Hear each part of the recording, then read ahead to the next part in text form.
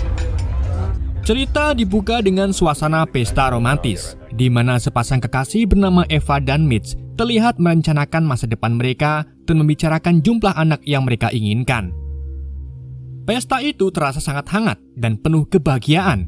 Tapi tiba-tiba suasana berubah, di mana Eva terdengar ngos-ngosan memanggil Mitch, mencarinya dengan panik dan berharap suaminya itu masih hidup di luar sana.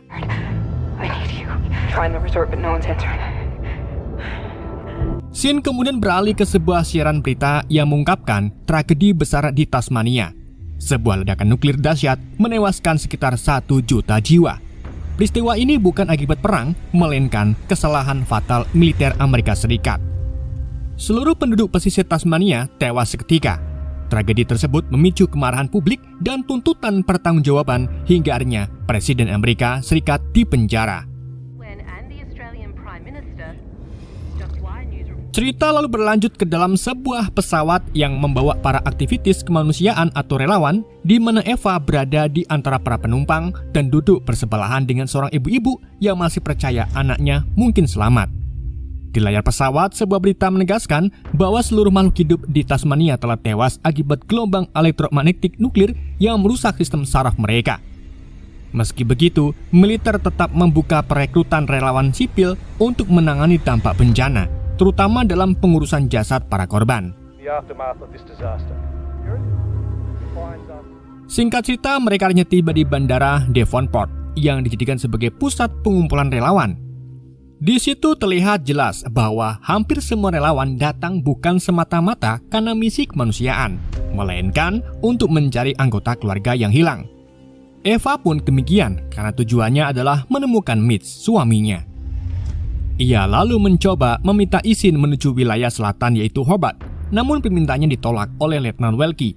Menurut laporan, wilayah itu dilanda kebakaran hebat dan api belum padam, sehingga dianggap terlalu berbahaya. You'll make it south eventually.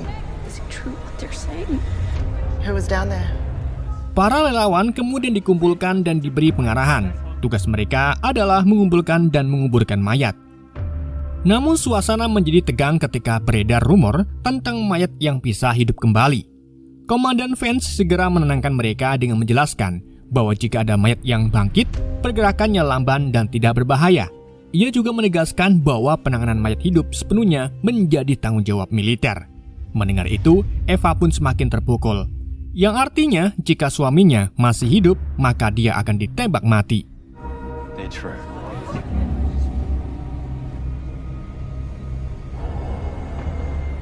Singkat cerita, di dalam bus, para relawan dibekali suar sebagai alat berjaga-jaga.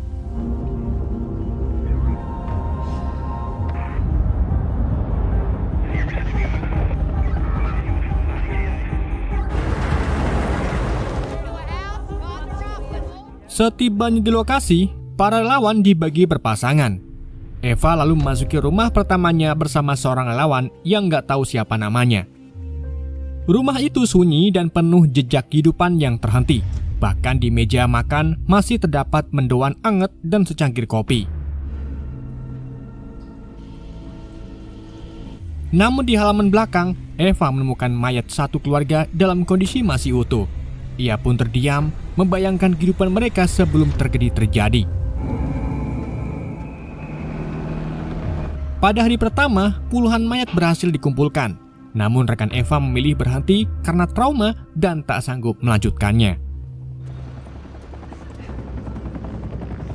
Di kelompok lain, hal serupa juga terjadi ketika seorang relawan blukok-blukok dan memilih mundur karena tidak kuat melihat jasad-jasad korban. Eva kemudian dipasangkan dengan seorang pria bernama Clay. Clay terlihat tenang, cekatan dan nyaris tanpa rasa takut. Ia bahkan tidak mengenakan masker agar tetap bisa udut di tengah bau mayat yang menyengat. Bersama Clay, Eva kembali menyusuri rumah demi rumah. Mereka menemukan jasad sepasang kekasih yang masih berpelukan di dalam bak mandi. Gak cuma itu, mereka juga mulai kesulitan ketika mengevakuasi jasad seorang wanita bertubuh sangat besar.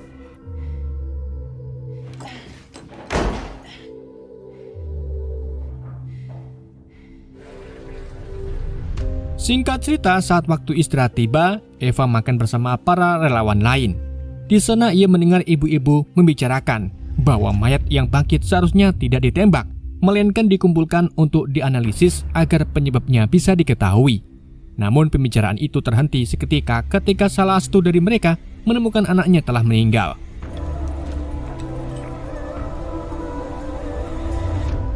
Setelah itu, Eva kembali bertugas bersama Clay.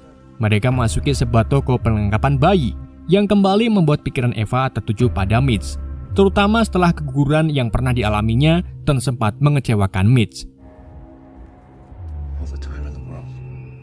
Di tengah tugas mereka, tim di depan menyalakan suar karena menemukan mayat hidup. Militer segera datang dan menembaknya tanpa ragu.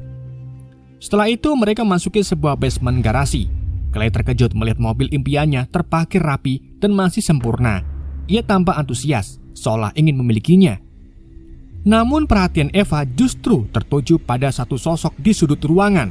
Sebuah mayat berdiri mematung, menatap Eva dengan wujud mengerikan.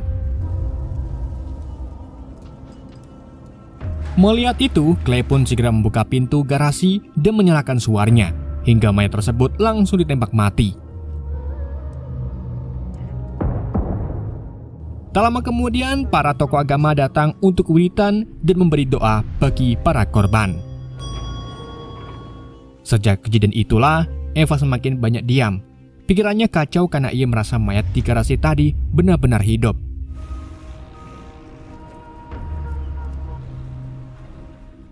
Singkat cerita, malam pun tiba. Di dalam barak, Eva membuka peta dan mulai menyusun rencana untuk mencari Mitch. Meski jarak yang harus ditempuhnya mencapai 320 km.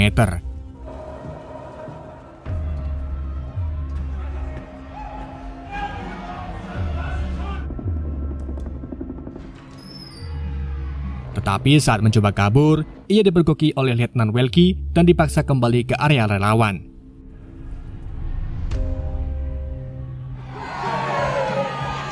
Saat malam semakin larut, para relawan berusaha meluapkan keadaan dengan bersenang-senang.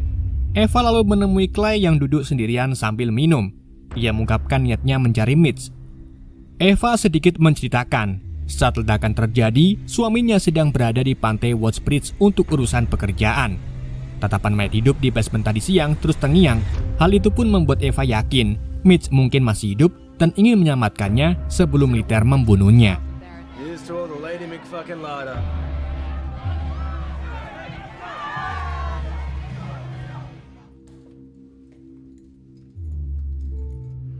Keesokan paginya, Eva terbangun dari mimpi buruk dan kembali menjalani rutinitas sebagai relawan bersama Clay. Mereka lalu memasuki sebuah bengkel yang tampak sepi. Clay pun terpukau melihat motor impiannya terparkir di sana. Namun, mereka segera menyadari kejanggalan ketika menemukan belasan mayat di dalam bengkel seolah sedang berpesta. Menyadari Clay mampu mengendarai motor dan pernah menjadi pembalap, Eva pun memanfaatkan kesempatan itu. Ia menunjukkan peta dan minta Clay mengantarkannya ke sebuah resort yang berjarak 320 km. Meski sempat menolak, Clay akhirnya menyetujui permintaan tersebut. Saat Clay menyiapkan motor dan helm, tiba-tiba Eva tak sengaja melihat mayat hidup berambut pink. Untungnya, sebelum mayat hidup itu sempat bereaksi, Clay mengajak Eva segera berangkat. Perjalanan pun dimulai secara ilegal. Mereka meninggalkan zona aman dan masuki wilayah berbahaya.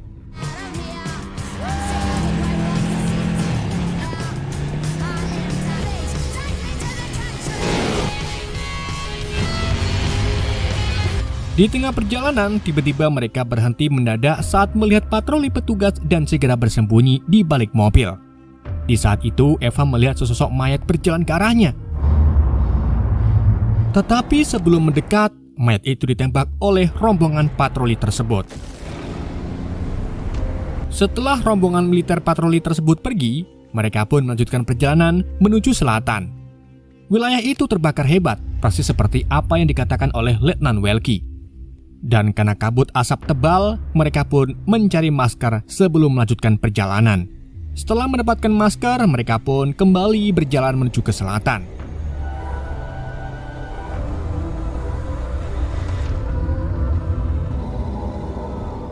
Beberapa jam kemudian, akhirnya mereka pun memilih beristirahat di sebuah minimarket.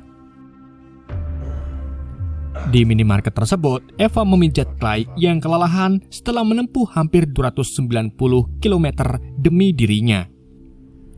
Di saat itu juga, Eva melihat tato di tubuh Clay. Ia pun memberanikan diri bertanya, apakah Clay juga sedang mencari seorang. Namun, sebelum pertanyaan itu terjawab, seekor zombie tiba-tiba menyerang. Untungnya, tiba-tiba petugas bersenjata bernama Riley muncul dan menembak zombie tersebut. Di situ Riley menduga bahwa mayat-mayat yang bangkit kini mulai berubah agresif dan berkembang menjadi zombie sepenuhnya. Riley lalu menanyai alasan mereka berada di zona terlarang ini. Dan setelah mengetahui Eva tengah mencari suaminya dan Clay hanya membantunya, Riley pun memilih memahami keadaan dan tidak melaporkan mereka meski sadar perjalanan itu ilegal. Dalam situasi canggung tersebut, Clay diminta memberikan pernyataan resmi kepada atasannya, sementara Eva diarahkan menunggu di dapur dan dikunci dari luar demi keamanan.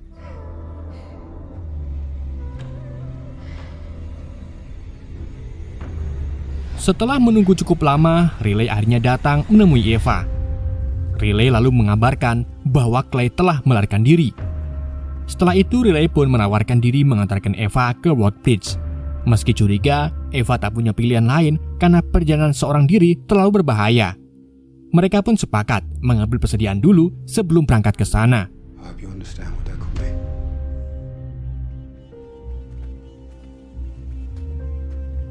Singkat cerita, perjalanan bersama Riley berlanjut hingga malam hari. Karena kondisi jalan berisiko, Riley pun mengajak Eva singgah ke rumahnya. Meski rasa curiga semakin kuat, Eva tetap mengikutinya.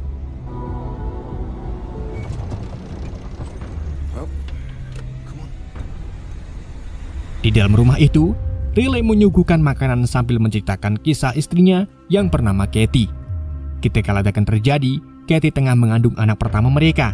Dan saat kejadian, Riley sempat mencapai rumah di zona terlarang, namun hanya mendapati Katie yang sekarat hingga meninggal di pelukannya. Kisah itu pun membuat keduanya larut dalam kesedihan. Namun saat Eva menanyakan kapan mereka akan melanjutkan perjalanan, Riley mengajukan satu syarat. Ia meminta Eva berdandan menyerupai Katie dan bersedia berdansa satu lagu dengannya. Eva pun mulai menyadari ada yang tidak beres. Started digging the way this went down. I don't know. Dan saat mengenakan pakaian Katie, Eva diam-diam menyembunyikan pisau yang ditemukannya di lemari.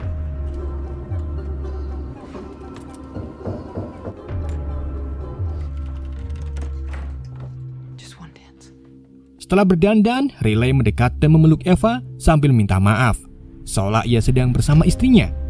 Namun masalah muncul ketika Riley menyadari Eva tidak mengenakan cincin Katie dan maksanya mengulang tarian itu. Tetapi tentu saja Eva menolak. Penolakan itu membuat emosi Riley tak lagi terkendali dan Eva pun terpaksa melawan. Eva lalu melarikan diri ke sebuah kamar.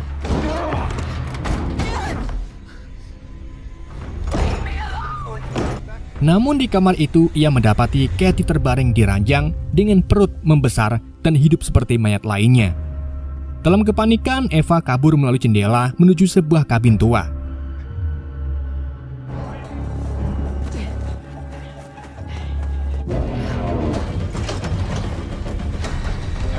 Riley mengejarnya.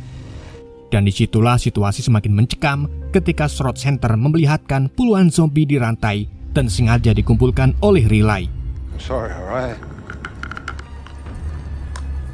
Karena tak punya pilihan lain, Eva pun berpura-pura luluh dan menjadi Katie kembali. Then we can finish our dance. Come on.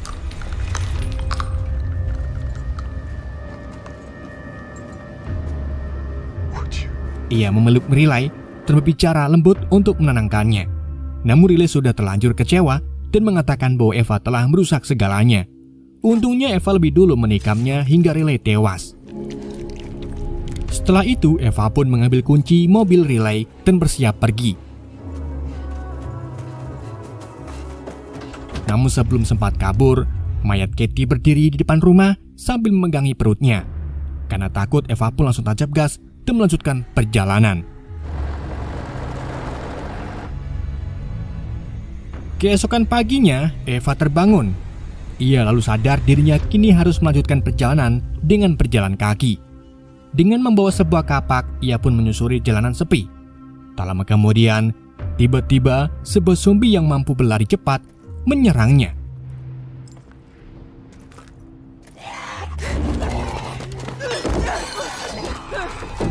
Untungnya, Eva berhasil bertahan dengan menghantam kepalanya dan melanjutkan perjalanan.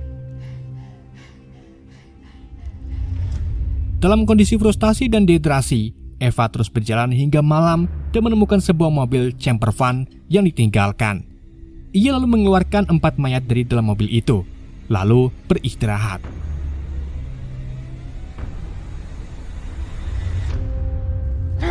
Saat tertidur, Eva terbangun oleh suara erengan dan mendapati salah satu mayat telah bangkit. Tetapi zombie itu tidak menyerangnya. Zombie itu justru menggali tanah untuk menguburkan keluarganya. Bukannya takut, Eva malah membantu hingga semua jasad berhasil dimasukkan.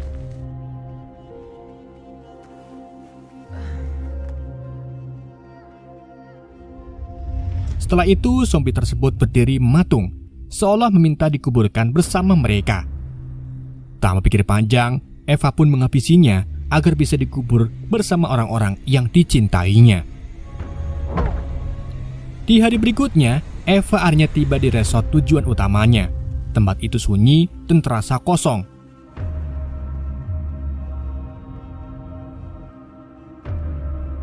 Di dalamnya, beberapa zombie bangkit. Namun Eva tetap menelusuri setiap ruangan demi menemukan Mitch.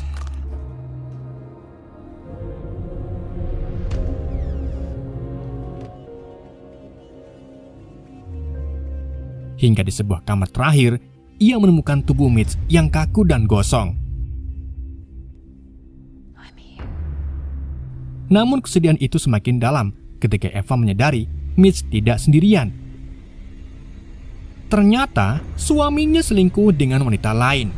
Buktinya sangat jelas, termasuk cincin pernikahan Mitch yang tergeletak di wastafel kamar mandi. Perjuangan panjang Eva terasa sia-sia. Ia meluapkan seluruh perasaannya pada tubuh Mitch, menyadari bahwa harapannya berakhir pada pengkhianatan. Dan di saat itulah Clay datang. Tak lama kemudian, Eva dan Clay duduk di tepi pantai. Eva menceritakan hubungannya dengan Mitch. Sebelum ledakan, mereka sempat bertengkar karena Eva tak bisa memiliki keturunan. Mereka mengikuti program bayi tabung. Namun sejak itu, hubungan mereka merenggang dan tak pernah berhubungan badan. Eva merasa diabaikan dan mengira Mitch tak lagi mencintainya. Karena gatal dan pingin dimantap-mantap, Eva pun mengakui bahwa ia sempat berselingkuh. Meski begitu, ia berniat memperbaiki pernikahannya. Dan itulah alasan ia berjuang sejauh ini untuk menemukan Mitch dalam keadaan apapun. Clay kemudian juga menceritakan alasannya menjadi relawan. Ia merasa selalu ditolak oleh istri dan anaknya, dan berharap dengan membantu orang lain, ia bisa dianggap berarti. Namun harapan itu tak pernah terwujud, dan anak istrinya masih mengabaikannya. Show him how selfless I am. She told me to get fucked. Setelah mengetahui bahwa Mitch juga mengkhianatinya, Eva akhirnya mampu melepaskan cincin pernikahannya. Untuk pertama kalinya, ia berdamai dengan kenyataan. Eva dan Clay sempat menikmati waktu bersama, bermain di kolam renang, hingga Eva meluapkan amarahnya pada satu zombie yang mendekat.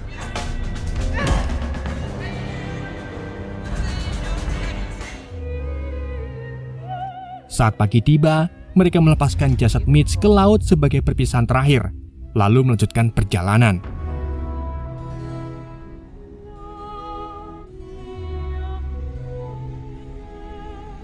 Di tengah jalan, mereka bertemu Katie, istri Riley, yang telah menjadi zombie. Ternyata Katie berhasil melahirkan. Ia berusaha menuntun mereka hingga terdengar tangisan bayi. Eva yang sejak lama merindukan kehadiran seorang anak segera menghampirinya. Meski Katie telah berubah jadi zombie, bayinya lahir dengan selamat, tampan, dan sepenuhnya normal. Dan dari situlah cerita berakhir.